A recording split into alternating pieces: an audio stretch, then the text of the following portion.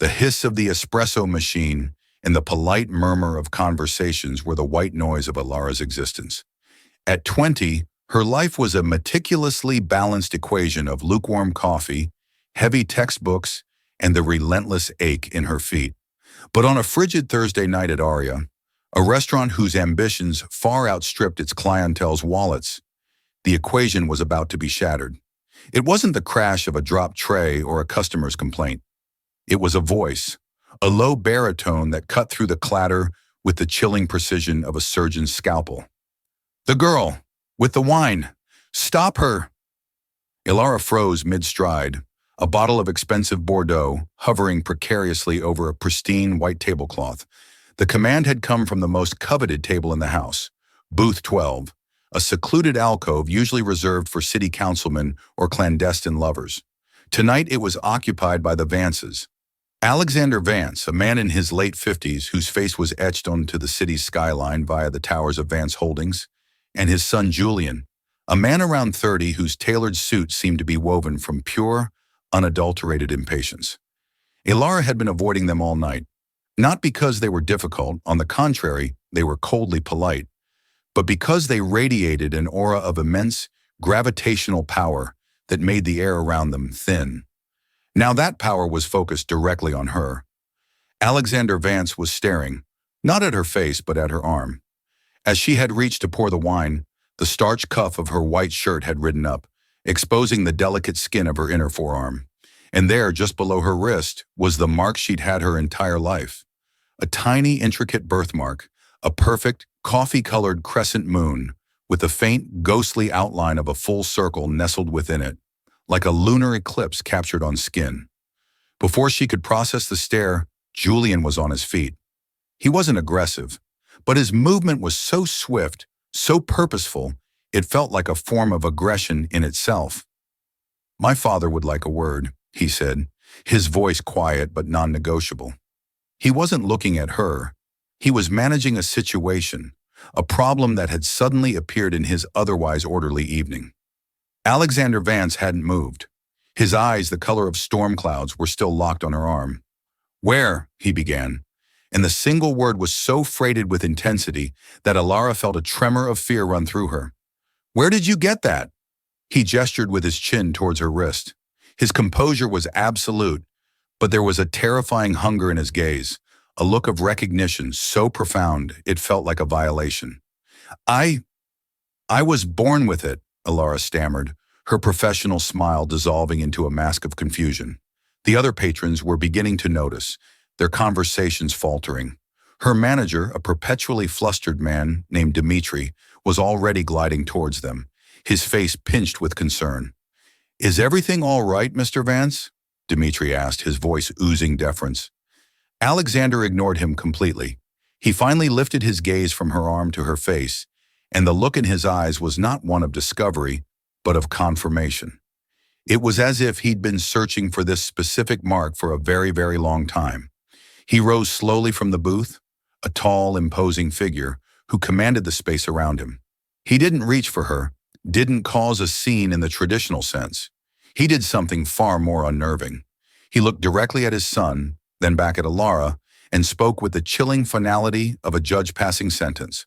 "The search is over, Julian," he declared to the now silent restaurant. "It's her." Ilara Vance, no, Ilara Shaw, she corrected herself for the 1,000th time, had constructed her identity from scraps. An orphan left at a church doorstep, her life was a collection of hand-me-down names and second-hand histories from a string of indifferent foster homes. Her past was a blank page, and her future was a daunting mountain of student loan debt. At 20, her grand ambition was to graduate from the City College's art history program, a dream that seemed to recede with every 10-hour shift she worked. Her specialization was obscure, almost comically so, provenance and historical authentication. She spent her few precious free hours learning to identify the subtle watermarks in 17th century paper, the chemical composition of Renaissance pigments, the telltale signs of a masterful forgery. It was a fascination born of her own rootlessness.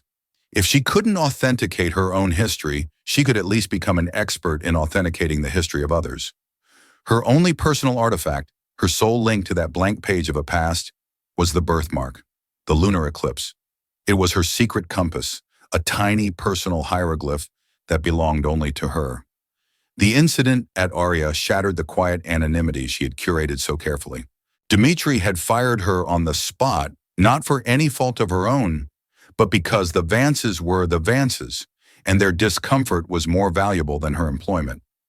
She had stumbled home in a daze, the weight of Alexander Vance's stare feeling like a physical brand on her skin. 2 days later, a long black sedan, silent as a shark, pulled up outside her crumbling apartment building. A man in a suit, the same driver who had picked up the Vances from the restaurant, emerged and handed her a thick cream-colored envelope. There was no greeting, no explanation. He simply handed it to her and drove away. Inside was a letter, embossed with the formidable V of the Vance Holdings logo, and a check for $50,000. The letter was brief and devoid of sentiment. It was a summons, not an invitation. Alexander Vance requested her presence at his estate the following day. The check, it explained, was a preliminary gesture of goodwill and a retainer for her time. "You can't go," said Maya, her roommate and a fiercely pragmatic law student, as she examined the check as if it might bite. "This is insane, Alara. Rich people don't just hand out 50 grand. This is we own you now money. He's buying your silence or your compliance." "But what does he want?" Alara whispered, tracing the raised V on the letterhead. The phrase, "the search is over," echoed in her mind. "Who cares? Cash the check, change your name, and move to another state," Maya advised, ever the pragmatist.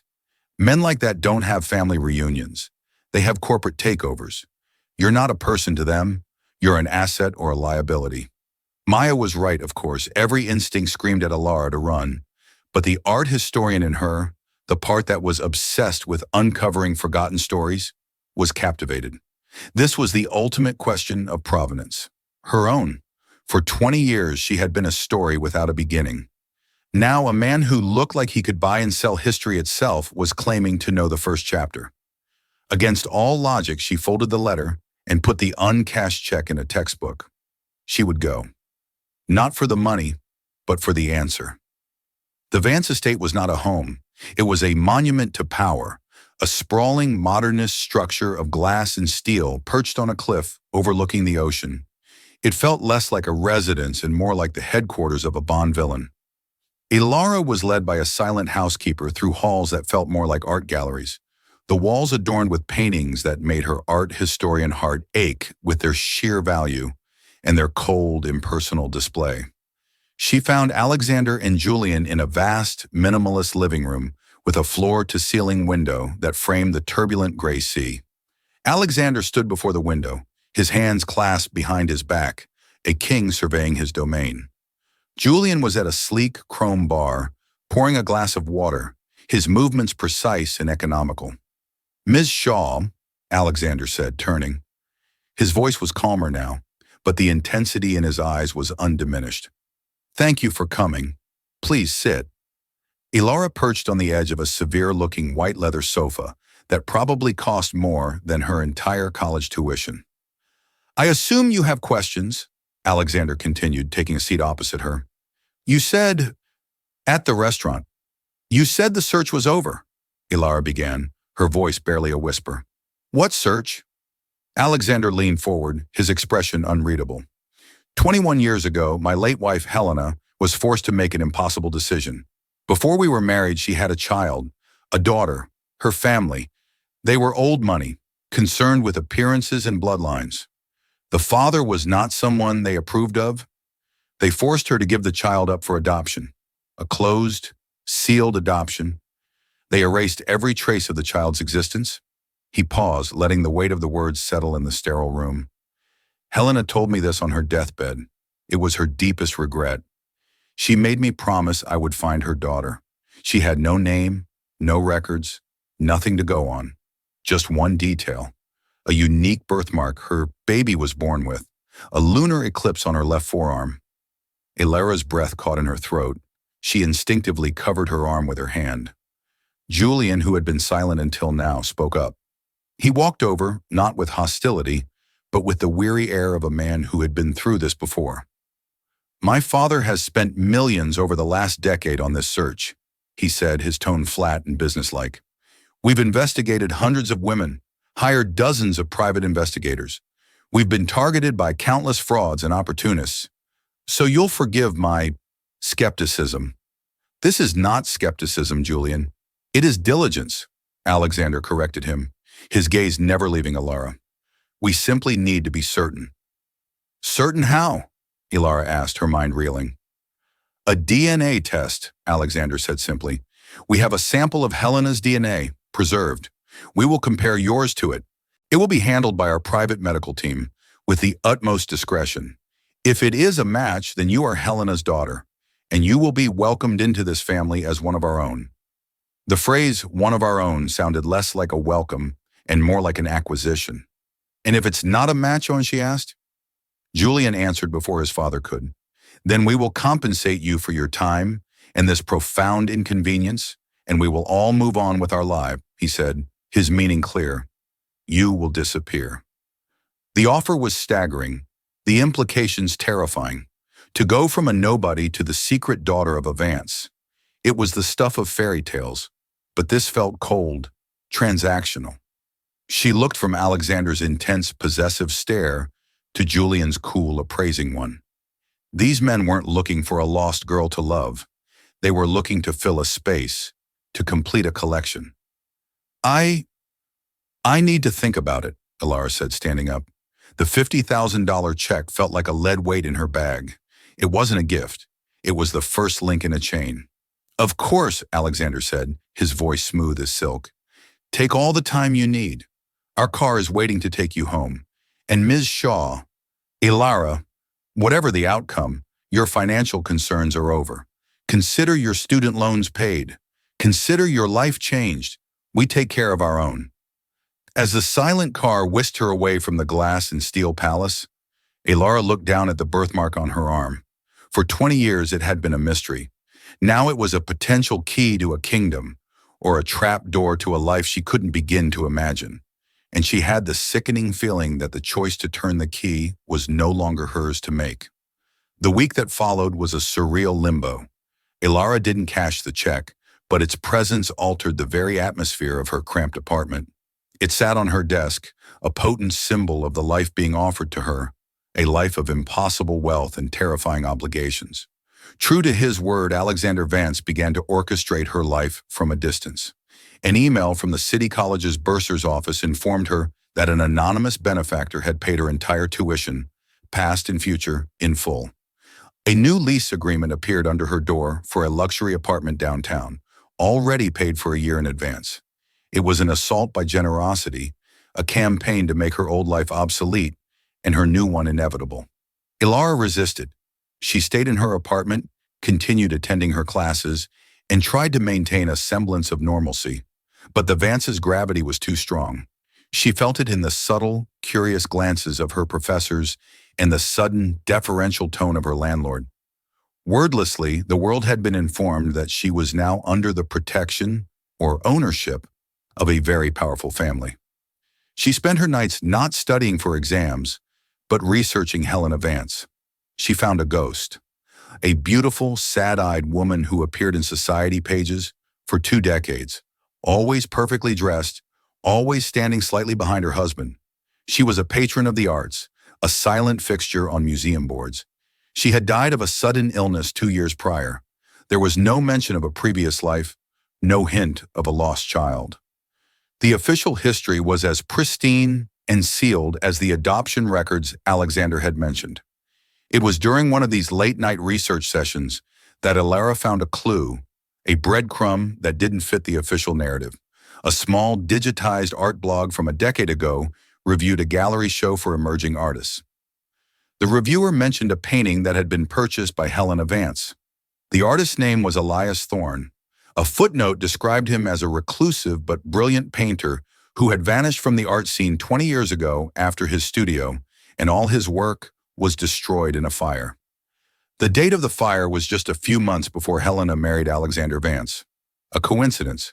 It had to be, but the name Elias Thorne lodged itself in her mind. Finally, she agreed to the DNA test. A discreet professional woman came to her apartment, took a simple cheek swab, and left. The process was sterile and anticlimactic, yet it felt like the most significant moment of her life. She had handed over the very code of her being to be judged. During the agonizing wait for the results, Julian Vance surprised her. He called and asked to meet her, not at the estate or some high-end restaurant, but at a small, dusty used bookstore near her college. He was different out of his corporate armor. Dressed in a simple sweater and jeans, he looked less like an heir and more like a man burdened by his inheritance. "I want to apologize," he began, not meeting her eyes, instead running a hand over a display of worn paperbacks. "My behavior has been clinical. It's how I'm wired. My father sees the world in terms of legacy and emotion.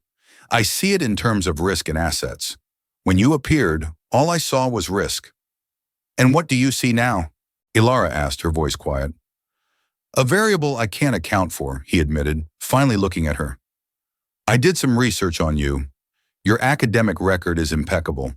Your focus of study, provenance, authentication. It's ironic, wouldn't you say?" "I guess," she said. "My father operates on grand narratives," Julian continued, his voice low. "He builds stories for his company, for his life. He needs them to be perfect. My mother, Helena, she was his perfect story. The beautiful, cultured woman from an old family who completed his empire. A lost child is a flaw in that narrative, a loose thread he needs to weave back in. He needs you to be Helena's daughter." The way he said it sent a chill down her spine. He didn't say he hoped she was. He said his father needed her to be. "You still think I'm a fraud," Alora stated, not as a question. "No," Julian said, shaking his head. "I think you're real, and that, in my father's world, might be the most dangerous thing you can be. He'll want to shape you, to edit your past, to make you fit the Vance narrative. I'm suggesting you be careful." It was the most genuine moment she had shared with either of the Vance men. It was a warning, dressed as an apology. Julian wasn't her enemy, but he wasn't her ally either. He was an observer, waiting to see how this new variable would affect his own complicated equation. The day the results were due, another black car arrived to ferry her to the estate. This time, she felt like a prisoner on her way to sentencing. She was led into Alexander's private study. It was a room that suffocated you with history and power. Dark wood paneling, shelves of leather-bound books that looked purely decorative, and a massive desk made from a single slab of polished mahogany. A laptop sat on the desk, glowing like an oracle. Alexander stood behind it. Julian was by the window, his back to the room, staring out at the sea. "The lab sent the report this morning," Alexander announced, his voice tight with anticipation.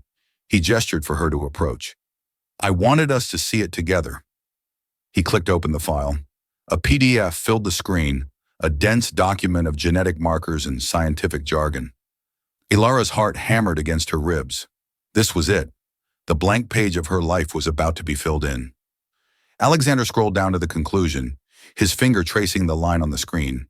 He read it, and a slow, triumphant smile spread across his face. It was a look of utter, vindicated certainty. "It's a match," he said, his voice thick with emotion. He turned the laptop towards her. 99.998% probability. You are Helena's daughter." The words hung in the air, momentous and terrifying.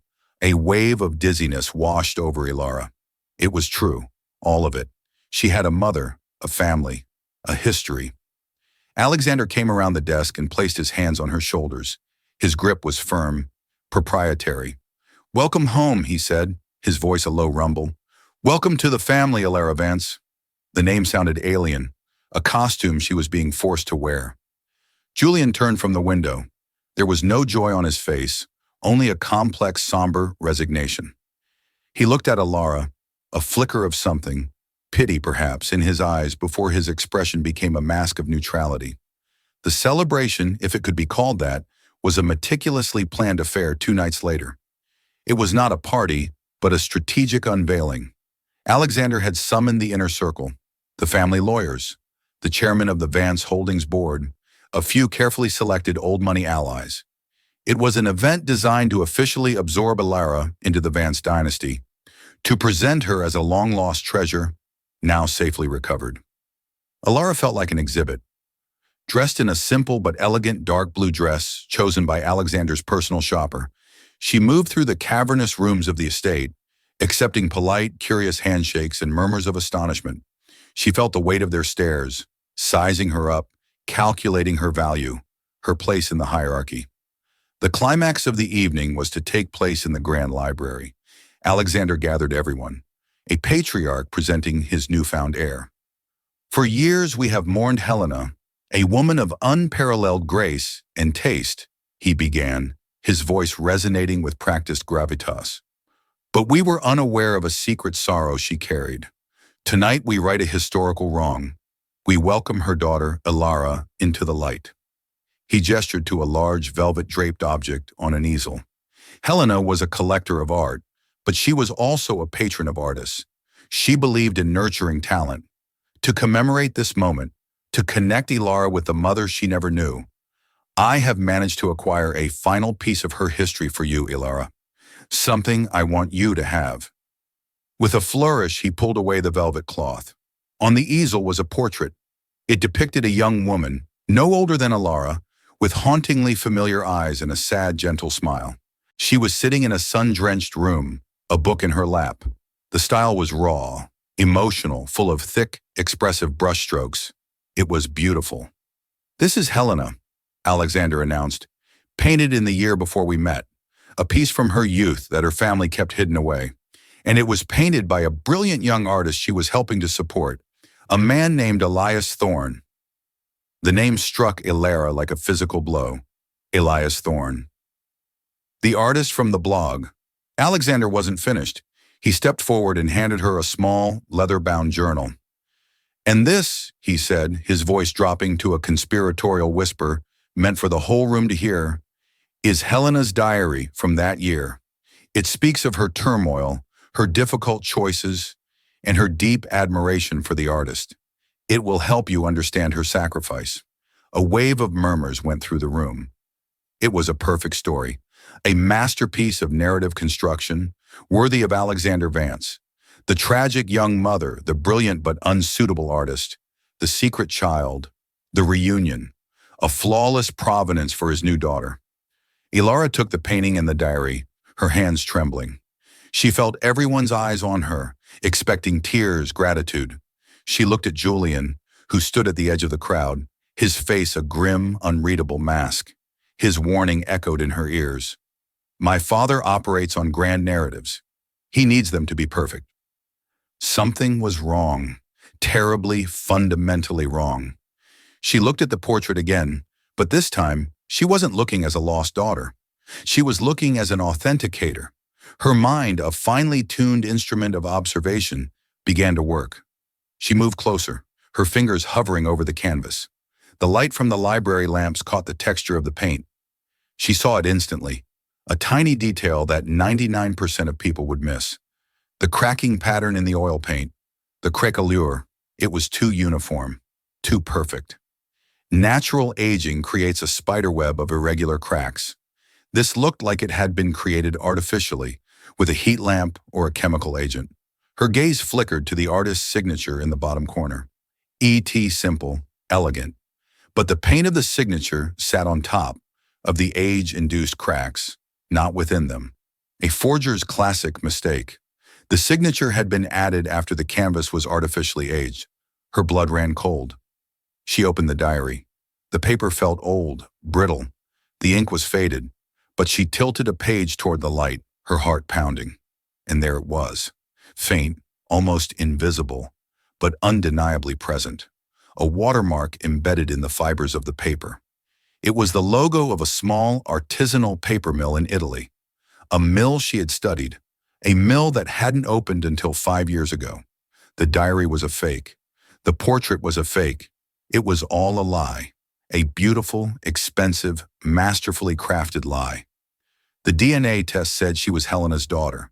That might be true. But this story, this perfect, tragic narrative Alexander was presenting, this was a forgery. He wasn't just giving her a history, he was inventing one. And the terrifying question was, why? What true, ugly history was this perfect story designed to conceal? A hush had fallen over the room. Everyone was watching her, waiting for her emotional reaction. Alexander was smiling, a look of paternal pride on his face. He believed he had won. He had acquired his lost heirloom and curated its history perfectly. Ilara closed the diary. She turned from the painting and faced him. The fear that had been her constant companion for a week was suddenly gone, burned away by a cold, clarifying rage. She was no longer a lost girl. She was an expert in her field, and she had just been handed the most significant forgery of her life. "It's beautiful," Ilara said, her voice clear and steady, cutting through the expectant silence. "A truly remarkable piece of work." Alexander beamed. "I'm glad you think so. It belongs to you now, a link to your mother's soul." "Oh, it's a link, all right," Ilara continued, her gaze unwavering. "A link to a story, just not the one you think." She took a breath, feeling the collective focus of the room narrow on her. She saw Julian take a half step forward, his eyes wide with alarm, sensing. The silence that fell was not empty. It was a physical presence, a dense, heavy element that displaced the air in the grand library, pressing in on everyone's eardrums. It was the sound of a dynasty cracking, of a carefully constructed reality shattering into a million glittering shards. Ilara's final words, in the soft, definitive thud of the forged diary hitting the floor, were not an accusation. They were a verdict. The performance was over. The guests, men and women who navigated the world on currents of power and influence, did not flee. They evaporated. There was no panicked rush, but a quiet, almost choreographed dissolution, a series of averted eyes, murmured excuses, and the ghost-like tread of expensive shoes on antique rugs. Each departure was a fresh nail in the coffin of Alexander Vance's public image.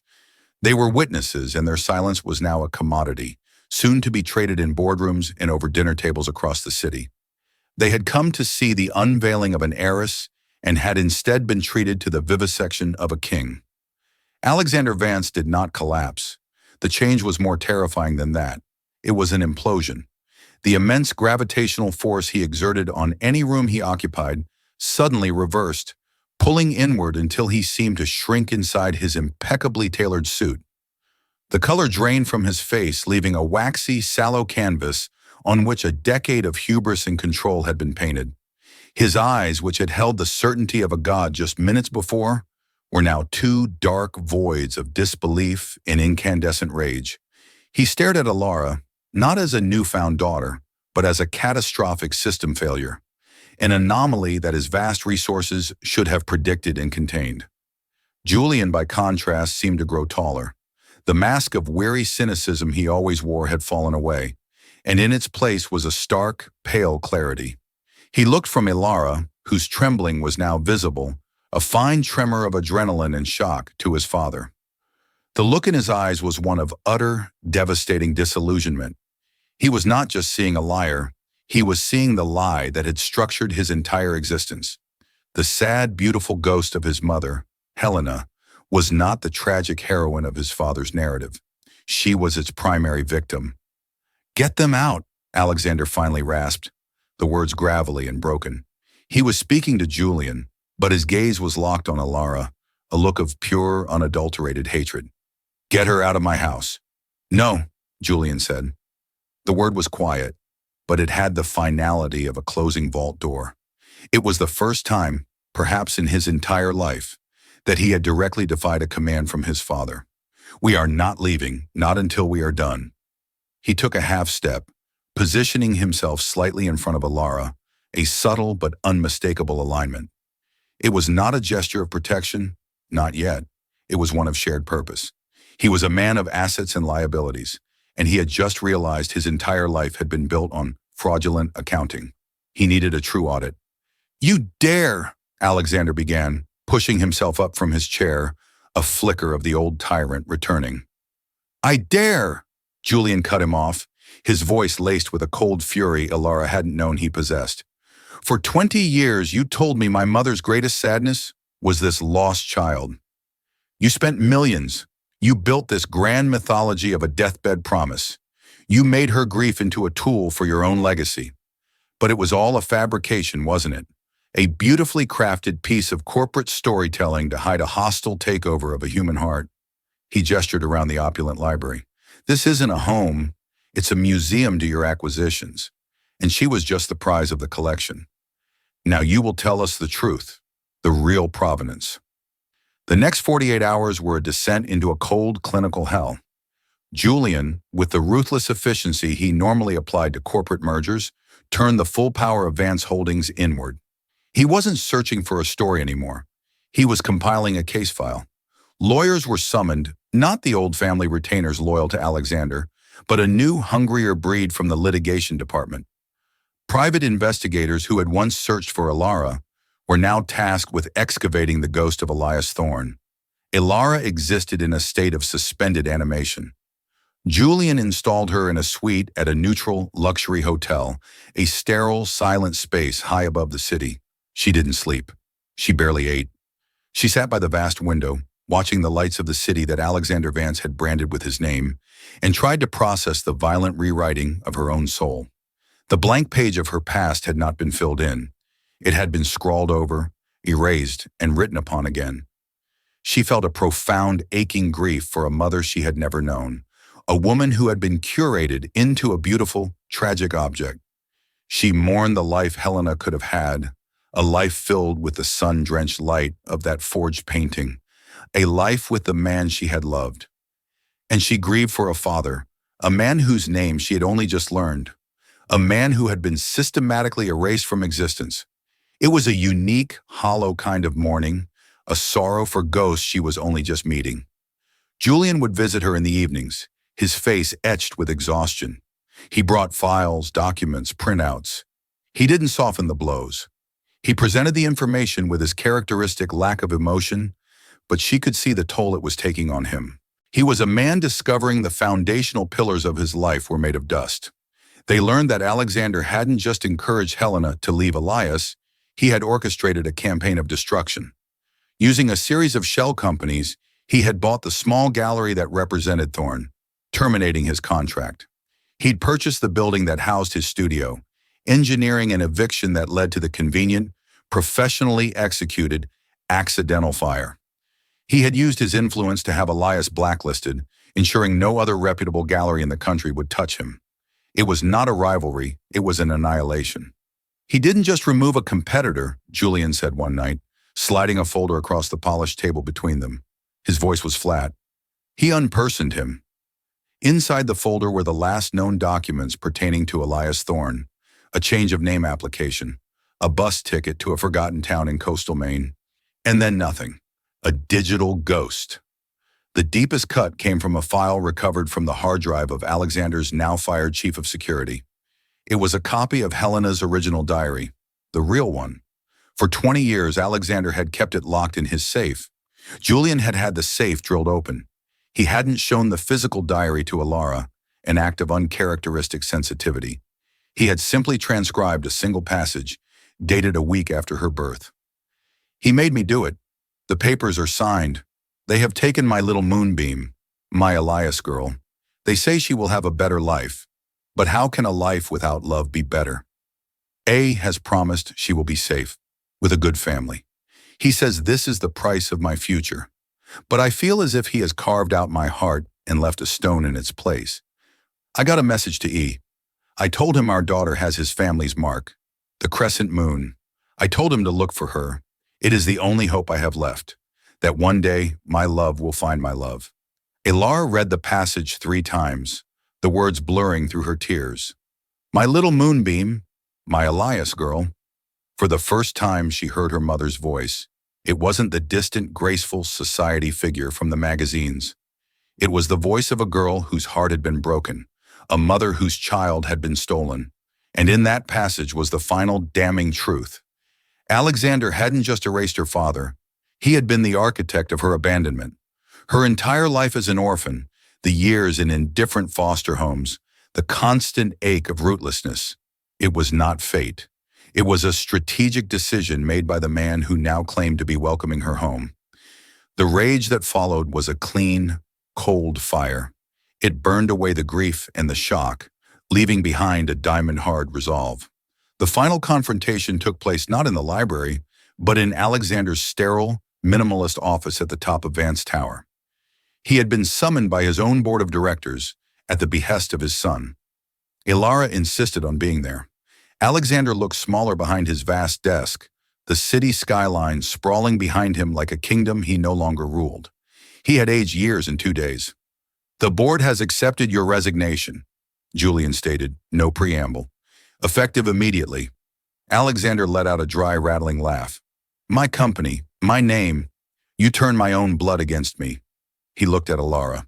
"All for her, a nobody, a waitress." "She has a name," Julian said, his voice dangerously low. "I gave her a name," Alexander roared, slamming his fist on the desk. "I was giving her the world. Everything I gave your mother."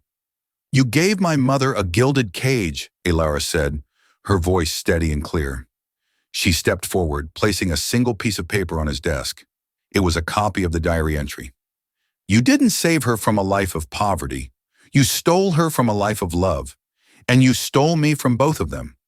You didn't search for me to fulfill a promise. You searched for me because I was an outstanding debt on your balance sheet, a loose narrative thread you couldn't stand to leave untidied. You didn't want a daughter. You wanted to complete the collection." He stared at the paper, his jaw working silently. For the first time, he seemed to have no words, no strategy. He was a master manipulator who had finally encountered a truth he couldn't spin. "It was for the best," he whispered, the words of a man trying to convince himself. "I gave you both a legacy."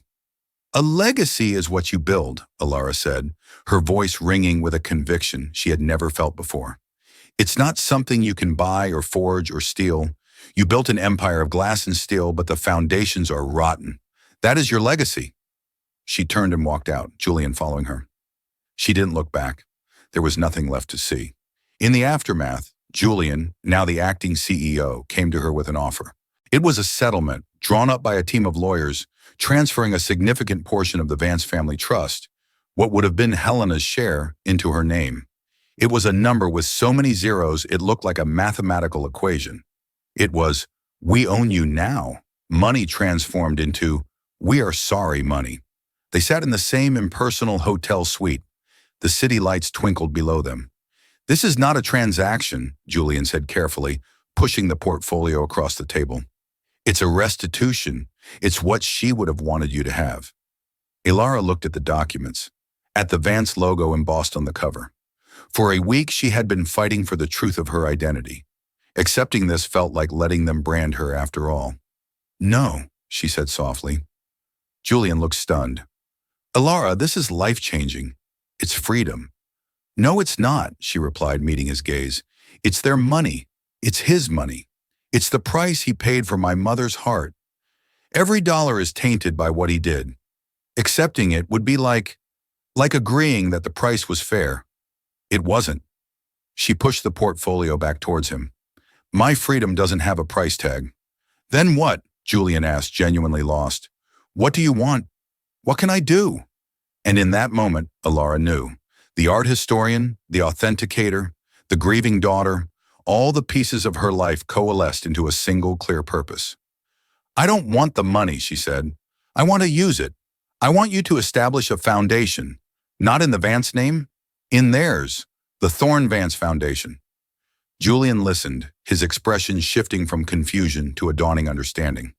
"Its mission," Ilara continued, her voice gaining passion, "will be to find artists like him, people with immense talent but no connections, no family money, no access to the world that men like your father control. We'll give them grants, studio space, their first gallery shows. We'll give them what your father took from Elias Thorne, a future." She leaned forward, her eyes bright with unshed tears. "And the centerpiece of the foundation will be a gallery, the Elias Thorne Gallery. We're going to find his work, all of it. The investigators tracked him to a town in Maine. He lived there for almost 20 years. He never stopped painting. We are going to find his art, buy it back, and give him the retrospective he was denied. We're going to make sure the world knows his name. We're going to give him back his legacy. It was a perfect poetic justice. To use the Vance fortune, a fortune built on acquisition and control, to nurture the very kind of untamed, authentic creativity Alexander had tried to destroy. To launder the family's tainted legacy by building something beautiful from its ruins. Julian was silent for a full minute, looking at her. The clinical businessman was gone.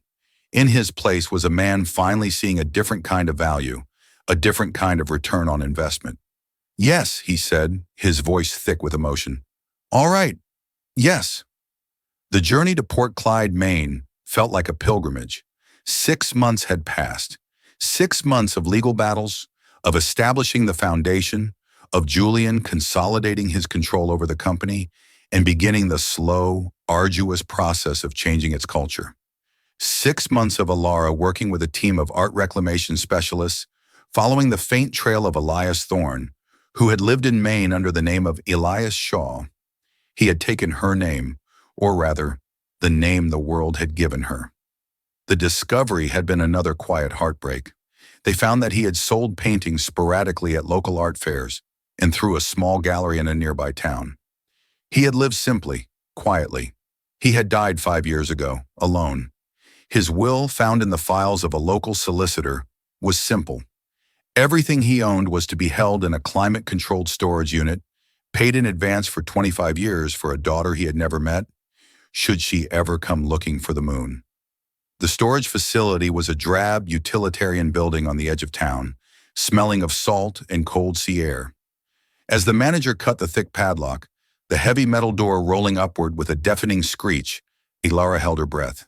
The air that rushed out was cool and dry, thick with the sacred smell of linseed oil, turpentine, and old canvas.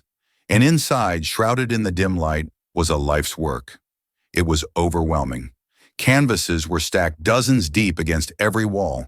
Portfolios filled with sketches leaned against them. It was a treasure trove, a buried kingdom. She and Julian stepped inside, moving with the reverence of archaeologists entering a pharaoh's tomb. Alara reached out and gently pulled the first canvas from a stack. It was a portrait of a fisherman, his face a roadmap of sun and sea, his eyes holding the weary wisdom of the tides. The brushwork was electric, alive. Thick daubs of paint captured the texture of his weathered skin, the rough wool of his sweater. She could feel the artist's empathy, his fascination with the story etched into the man's face. She moved to the next and the next. There were landscapes of the ferocious Maine coast, gray waves crashing against granite cliffs under bruised purple skies. There were intimate still lifes of objects in his small cottage. A chipped mug, a worn book, a single wilting flower in a glass jar. Each painting was a universe, imbued with a profound sense of soulfulness and a deep, abiding loneliness. Then Julian called her name, his voice hushed. "Alara, look." He was holding open a large, leather-bound portfolio. Inside, protected by sheets of clean paper, were charcoal sketches, dozens of them, all of the same subject. A young woman with wide, hopeful, slightly sad eyes. Her hair fell over her shoulders as she read a book. She laughed, her head thrown back in another. She stared out a window in a third, a look of quiet longing on her face. It was Helena. Not the poised, polished Helena Vance from society photographs, but Helena the girl, alive, beloved, seen. It was her mother, viewed through the adoring eyes of her father. Alara sank to her knees, tracing the charcoal lines of her mother's face with a trembling finger, tears finally streaming down her cheeks. This was the true portrait, the one no forger could ever replicate. She spent what felt like hours looking through the sketches, absorbing the love that poured from every line. Finally, she stood up and turned to a large cloth-draped canvas standing on its own in the center of the unit. It felt different, important. With a deep breath, she pulled away the cloth. It was a self-portrait. The artist, Elias Thorne, stood in his studio, a space filled with light and the chaotic energy of creation. He was a man with a kind, fiercely intelligent face, a storm of dark hair, and eyes that seemed to look right through the canvas, through time, and see her standing there. His gaze was not sad. It was intense, passionate, full of an unyielding creative fire. He was holding a brush in his right hand, and his left arm rested on a nearby table. Ilara's breath hitched. Her eyes locked onto his left forearm, and there it was, rendered with a few perfect strokes of sienna and umber paint. Just below his wrist, a tiny, intricate mark, a perfect crescent moon with the ghostly outline of the full circle nestled within it. Her birthmark. His birthmark. She slowly, unconsciously raised her own left arm, holding it beside the painting. The same moon that had been her only clue, her only piece of personal history, was now a bridge. It was not a brand of ownership or a key to a fortune. It was a signature, written in blood and skin and starlight, passed from a father to a daughter who would never meet, but who were now finally in the same room. A profound peace settled over her, a feeling of coming home that Alexander Vance's sterile palace could never provide. Her provenance was not in a DNA report or a legal document. It was here, in the smell of paint, in the love captured in charcoal, in the shared mark of the moon on an artist's arm. Her life was no longer a blank page, nor a forged and tainted manuscript. It was a gallery waiting to be filled, and for the first time she was not just the curator, she was the artist.